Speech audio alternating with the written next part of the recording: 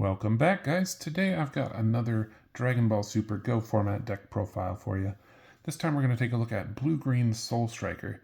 This list is one that I played in the most recent tournament that we had in the Go format Discord server, and I managed to make top 4 with this leader. I think this list is really cool. It does some interesting stuff, lets you play some cards that don't see a lot of play even in this format, it was just really nostalgic to get to bring some of this stuff back out. This will definitely be one that I keep together and keep coming back to. So I thought it was worth showing off the list. We're using the original Soul Striker Goku from all the way back from Starter Deck 1. There is a rebooted leader of this that came out in set 10, but the Go format cuts off right before that, so we don't have access to that rebooted leader. However, the differences between those two leaders are part of why this leader makes this deck work, so that's okay. On this side, when he attacks, choose one of your blue energy and switch it to active mode. When your life's at 4 or less, you can draw 2 cards and flip this card over. So just get a free energy on attack. On the back side, during your turn, if you have 5 or more energy, this card gains plus 5,000 power. When this card attacks, draw a card, and then choose up to 2 of your blue energy and switch them to active mode. So swing, draw a card, untap 2. Pretty good. The 20k thing matters less now because there are plenty of leaders that are just like 20k all the time, but it mattered a lot in 2017. But really, the interesting thing about this is that you get to untap 2 blue energy, and it doesn't have to be mono blue like the reboot leader does. You can pick multicolor cards, so you can untap the blue greens, etc., which really kind of helped make this deck shine. If you've played with the reboot leader and this one both, you'll definitely notice the difference between the two of them. Or if you've started later and only played the reboot leader, you'll know that the front side is draw a card or untap one. You definitely feel that difference between the two. Your hand size is definitely much smaller earlier in the game than that deck has. So be aware of that. It's not enough to make this deck unplayable or anything. It obviously still works. But if you've played that version of the leader, you'll definitely feel it. To make up for some of that feeling, I play 2 copies of Master Ocean Universe 7 United.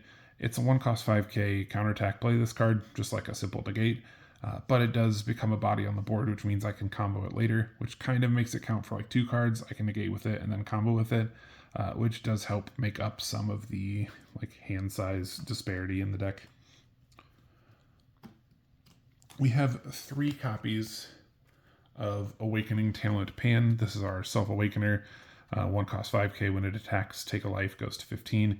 It doesn't get crit or double strike like some of the other ones, but it does go back to your hand at the end of the turn. This helps, obviously, with keeping the hand size up with Self-Awakening, because this is definitely the side we want to be on. And with just overall pressure when you need it. I might actually consider playing this at 4. 3 of it doesn't feel bad, but there's some times where another one definitely would have made me see it earlier than I did and might have helped. This is a card that is pretty unique to this list. I don't think there's a lot of decks that can really play this card. I don't think it's that good. But in this deck, I think it's pretty cool. It's a 2-cost 15k. It has Revive, so it can be replayed by pitching cards, whatever. Not often you'll pay the revive cost for this. It's not really worth it all that often. Sometimes later in the game you'll care, but not all the time. You can't play this card with skills other than Revive 2, which is fine. You're just going to hard cast this guy. But he has an Activate Battle once returned for a blue and a green. This card gets plus 10k power and triple strike, so he becomes a 25k triple for 4 total. That's interesting because in this deck you can pay the 2 with to play the Goku, swing the leader, untap 2 energy, and then be able to spend the 2 energy on this guy. So you've spent 4 energy total on him this turn, but it's only felt 2. So that's a pretty effective way to make this card really impactful later in the game. Also, early in the game, when you play this card, your opponent tends to see it and be oh, that's a little combo, and they'll try to kill this pretty early. That doesn't feel that bad because, like I said, it's not a stunning card, and if they're going to waste a removal on it, there are other things that you'll much more happily keep alive. So it's just kind of an interesting play space that card creates. I play 3 Gohan, the counterplay, and 3 copies of the Vegeta, the Cruel. Both of these do similar things. There's one of these in every color. You could play 4 and 2 or 4 and 2. I liked the 3 and 3 split just for color's sake because we do have some arrival. But this card is a 3 cost 15k. If you have a multi-color card in your energy, it becomes a 2 cost. When your opponent plays a battle card, it bounces a 4 drop and then untaps one of your blue energy. So technically it costs 1. You just have to have 2 energy to pay for it. Good card, becomes a 15. The Vegeta the Cruel is the best of these, like this suite of cards, I think. But when you play this card, choose on your opponent's battle cards the cost of 4 or less and KO it. And then they choose a card in their hand and send it to the warp. The little bit of hand discard that this card does is cool too. And the warp portion of it is also important. There's stuff in this format that like people want in the discard pile. So the fact that they have to warp a card means they have to think harder about what they're going to pitch instead of just the things they would have discarded anyway. A unique thing that I wanted to play in this deck that was like a big part of why I chose this deck was Piccolo Assimilated Ability. He's a 4 cost 20k barrier. He has an activate battle, once returned bond 2. Choose one of your opponent's battle cards at the cost of 5 or less and KO it. If you KO'd a card, draw a card. So he just gives me like KO on a stick and card draw on a stick, which, as I mentioned earlier, is important because sometimes our hand is like not great. It's pretty easy to set up bond 2 to like have another card on the table. But like paying 4 for this guy feels real bad. So the fact that we can pay 4 swing leader untap 2 means that like technically he only costs 2 and he's only 1 specified green also, which means it's pretty easy to like tap regular blue energy and a multicolor and like not care all that much. So you can kind of make this cost 2, which makes him feel way better to play. Speaking of paying 4 for things, however, this 4 I don't mind paying at all. This is Goku the Unstoppable. This is the one from the draft box. This version specifically is the reprint from the Legacy or History Collection or whatever Goku version. But it's a 4 cost 20k. It has a counter play this card and counter attack play this card. So you have either option. This card's skills can't be negated in any area by your opponent's skills, so it's like always going to work. And then when you play this card, choose one of your opponent's battle cards, ignoring barrier, no cost restriction. Return it to its owner's hand, and if you do, draw a card. Sorry, if it's your opponent's turn, draw a card. So you get to respond to an attack or to a play, which, like, that distinction is huge. The fact they don't have to have played a card for the turn, it could be a card from the turn before, and then they could attack with it, and you could still bounce it, is awesome. And then getting to draw a card off of it or whatever, too, is great. You get a 20k afterward. This card is awesome. Speaking of awesome 4 cost blue cards, we've got Obuni, After Image Slash. This card is like a big part of why you play blue at this junction of the game. He is a 4 cost 20k as well. He has Deflect. If an After Image token is in play, this card can't be KO'd. When you play this card, play 3 After Image tokens. They're 15k bodies with 0 combo cost and 5k combo power. So you get 3 cards you can combo. You get 3 total bodies for a cost of 4, 3 15s and a 20. Just like incredible value there. And then he's got an activate main. Once per turn, your opponent reveals the top card of their deck. If it's a battle card at the start of their next main phase, untap one of your blue energy. It doesn't have to be a mono blue. So it just gives you like a free energy untap every turn too, or most turns, because they're going to hit a battle card most turns. This card is just great and is like a really powerful part of the blue package, this era of the game, when you could kind of afford to pay for stuff. Really, really strong. This card was stupid expensive when it first came out, and it's really fun to get to play it again. Because we have 5 4 cost blue cards, I played 2 copies of Son Goku Path to the Infinite. This card, you can pay 1 blue to choose one of your blue battle cards at the cost of 4 and bounce it back to your hand to play this guy. Cool, he's a 20k that you can pay for 1. Both of these cards I don't mind having back in my hand. Being able to replay this for another counter is insane. Being able to play this to play like 3 more tokens, also insane. So we don't mind that at all. I don't play more of this because we don't have, a ton of blue 4-drops. But when we do get to have this resolve, it feels great. We play 4 copies of the Son Goku and Gohan Saiyans of Earth. This card is awesome too. Arrival blue-green. When you play this card, choose one of your opponent's battle cards at the cost of 5 or less, place in their energy in rest mode, and then choose a card in their hand and put it in the drop. It's a 25k. Just an arrival for 25k that rips a card out of their hand and sends a card to the energy, which is a place you definitely can't get it back from in almost any way. It's a really secure place to hide your opponent's good cards. This card's awesome. And because I was playing this one, that's part of why I put this card in the deck. It puts me at 6 5-cost blue Gokus, which means that I can take advantage of Ultra Instinct Sign Son Goku, which is another card that there's not a lot of decks that can take full advantage of, so it's fun to get to play this one again. It's a 7-cost 35k, but you EX Evolve for 2 on top of a blue Goku with a cost of 5. We've got 6 of those that this can hit. It's got a triple strike. Your opponent can't combo for the duration of this card's battle. When this card evolves, or when a card evolves into this, return all your opponent's battle cards to their hand. It doesn't choose, so it gets through barrier, it gets through all that kind of stuff. So it's just a really powerful finisher. They can't combo with any of the cards that you just bounce back to their hand. Just an incredible way to close the game out, and a surprise factor that not a lot of decks will see coming. I got to resolve this multiple times in the tournament. Every time I did, it felt awesome. And then we are a blue-green deck, so for our secret rare, we're going to play SS Vegeta, the Peak of Primitive Power. It's another arrival card, 3 blues and 2 greens. When you play this card, if it's your turn, you get double strike, critical, triple attack, which 6 critical damage at 40k is pretty freaking good. If it's your opponent's turn, you choose one of their battle cards, ignoring barrier, place it in their drop area, then ramp 2 energy. Also great, it's sometimes your opponent will play their big thing to end the game with, and then they'll attack with it, and you're okay, you gonna combo? Then they combo their hand for game, and then you just play this to bounce it, or put it in the drop. Awesome card. This card is another one that you didn't get to play for very long. There wasn't a lot of window where this card was a really playable card, but I really like it here, and it's definitely the secret rare that I'll continue to play. You could play Black Smoke or something, because that card's just generically great, but this card takes really good advantage of this. Also a fun thing, when you play this card on your turn, you pay 5 for it.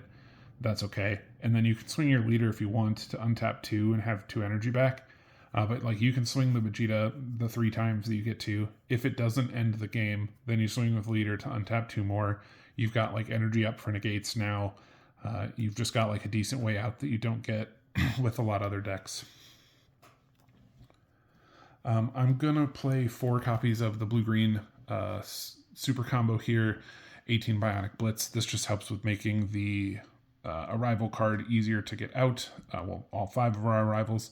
But also, when you combo with this, your opponent bottom decks a card from their hand, so it's just a little bit more hand destruction. We've got a few cards in the deck that can do it, and it's just a super strong super combo. We get 4 copies of our Checkland, 17 Protector of Wildlife. He has a card effect like all of the Checklands do, but for most people, they don't know what that effect is because you're never going to cast a Checkland. But if you had to, when your opponent combos with a card, choose one of the cards, put it at the bottom of their deck. It's not the worst effect in the world, but again, you're never gonna play this card. It's just if you have another multicolored card in your energy, you gotta play this untapped. Just an easier to charge multicolor energy.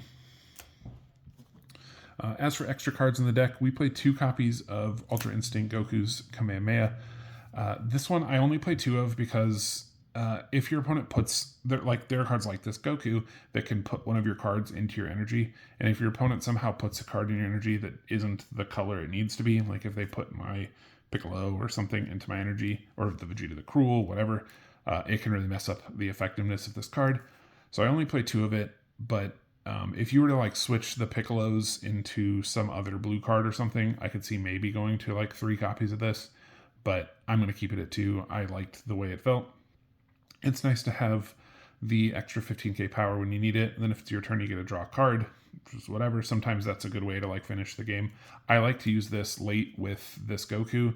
You pay him for 2, you swing leader, untap 2, swing him. He's now a 25k triple. You combo one of these. He's a 40k triple, which drew your card. So you can really start stacking up the kind of value there. And then on defense, if you combo with it, you get an untap energy, so it's free. Cool. We've got 4 Senzu Bean and 4 Dimension Magic. If you've played a blue deck in Dragon Ball Super ever after Set 5, you know that both of these cards are a 4 of in those decks, and they continue to be 4 ofs. Senzu Bean is not errated yet at the point of this format, so you can still use it on your turn. And Dimension Magic just negates the attack, untaps 2 energy. You can play it for free if you take a life, if you've got 5 or more cards in discard pile, which is easy enough to do. So just an incredible card. That's it for the main deck. I think that this deck was a blast to use, and it really like responds well to what your opponent's doing. It lets you play some interesting stuff that you don't get to in other lists. Getting to like play this Goku again feels awesome. The Arrival Gokus feel good. The Unstoppable has always been a cool card. Obuni is an incredible card. The Assimilated ability is really unique and cool. Definitely not that great, but it's cool to get to play it again, and it feels probably better here than it will in most decks. That's it for the main deck. I want to go over the side deck real quick. Side decks are a little subjective because they're, based on your meta, whatever. So take some of this with a grain of salt, and depending on like what your event would need. But I'm just going to show off like what I played in mine. I've got 2 copies of Newfound Power Sun Gohan. 15k crit if you take a life, so just another Self-Awakener. It's in green, which helps with the Arrival colors. I just wanted a couple more options if I needed a little bit more early pressure. This deck does like to play the long game, but there are some decks that like it needs to be able to try to outrace a little bit. So it's nice to be able to put these in. Also, some decks will really try to stall you, and having a little bit more out to that feels pretty good. I played 2 Krillin the Cunning. Huge mistake. This card should be Borgos. I played this, because it punishes untapping energy, but it punishes my deck too, which is bad because I do that a lot. The Borgos, just to make it so that other blue decks can't untap energy as effectively, is the right answer. I played 2 17 Turning the Tide, and I played 2 Gogeta Hero Revived. I didn't need 4 of this slot, but I wanted the option for a little bit more of a top end if I needed it. Like I said, this deck wants to go slow, but other decks sometimes also want to. This deck thrives best when it's making your opponent go slower than they want to. Because it's not like a full slow stally control-y thing. It's I'm going to answer what you do with a body that matters, and then I'm going to turn it into Ultra Instinct Goku or whatever that will finish the game. So it's not the same kind of go to 8 energy or something that a big old control deck might do. So having a little bit of an out was something I wanted. Some decks will go too long for this deck. Some decks will go too fast for this deck. So I wanted a little bit of coverage there. 17 is better if I'm if it's long but we're close. 17 being able to push through that 1 more damage is really cool. And then Gogeta being able to shuffle your opponent's hand into their deck, and then you have triple strike. You can push through more damage with a different hand. The Sparking 10 is the thing that will make it so your opponent has to shuffle their cards or whatever. Sometimes it's nice to play this card when you don't have 10, so they don't have to do that, but you just get a big finisher. That's decent also. A cool thing that this deck can do as well, because we have the Spirit of the Planet Gokus at 15k, I can actually fuse this with the Vegeta the Cruels. So I can play this for 5 earlier than just having to hard cast it for 7. So sometimes that happens. Not often, but like the fact that there are cards in the deck that can let it feels pretty good. I brought in both of these in like different settings, and they both felt good in the spot they were in. So I think I'd keep both, but you could kind of tweak that how you wanted. I played 2 Dark Power Black Mask Saiyans. This is just like a staple side deck card. You're kind of always going to have these, at least in this kind of era of the game. There's a lot of cards that can be played for free, and punishing your opponent by warping cards from their hand, or I guess dropping cards from their hand, feels pretty good. And it's another Self-Awakener if we really needed it. Sometimes I just put this in just to have like 4 more Self-Awakeners if it was that bad. But really I liked this for the decks that are going to play stuff cheaper or for free earlier than they're supposed to try to punish them for that. I played a copy of Dirty Burst. This card could, like, you could take it or leave it, but we have a guy in the meta for this little Discord group that plays the starter deck Broly a lot. And so I wanted like one more way to stop his 8-drop Brolys from just like ruining my day. So I put in a copy of this. I played 2 copies of Desperate Measures. Counterplay, play this card if your opponent has a card that is a cost of 2 or less. It's returned to their hand instead of being played. And then I can bounce a 3 or less back to my hand. I put this in because we have another dude in the league who plays a lot of the Black Boo deck. And anytime that you can answer that 2-drop Boo, really messes up that deck's flow. So, like, there are times where it's, it's his turn. He plays the 2-drop Boo. I play the 3-drop Gohan to bounce it back to my hand. Or to bounce it back to his hand. It goes back to my turn. Gohan's fine. He tries to do the Boo thing again. I played this one, bounce the Gohan back to my hand, have it set up for the next go. Just pretty effective there. I brought this in the Boo matchup that I played in this event, and was so happy I had this. It worked so well. And then I played 2 copies of Mafuba, another out to just like big pressure cards. This can hurt the Broly chain where it like messes with its ability to go up its stack. It can mess with the Boo chain for the same reason. We had a guy that played Gogeta in this format or in this tournament, and having the ability to stop a Gogeta card that can't be KO'd with a like delayed negate feels pretty good. That same guy is playing the Goku Oob Secret Rare with its like big painful burn you for 2 dual attack thing. And using Mafuba to stop that also feels good. So I definitely brought this in to great effect against those decks as well. That's it for both the side deck and the main deck here. Like I said, I think this deck is really cool and is really just includes a lot of interesting cards that fell off even earlier than this like format ends. It just lets you play some stuff that you wouldn't normally get to just because you get a little bit more access to energy than some decks do. There's probably a version of this that you could play with like the Super Saiyan 3 Goku leader that like might also be cool, but then you run into some weird things with like cost and stuff like that. So I just liked that I had a little bit more like say over getting to use this offensively too. But overall, I think the deck was sweet. Like I said, I'm going to keep it together and keep playing it. Thanks for checking out the video and the deck profile.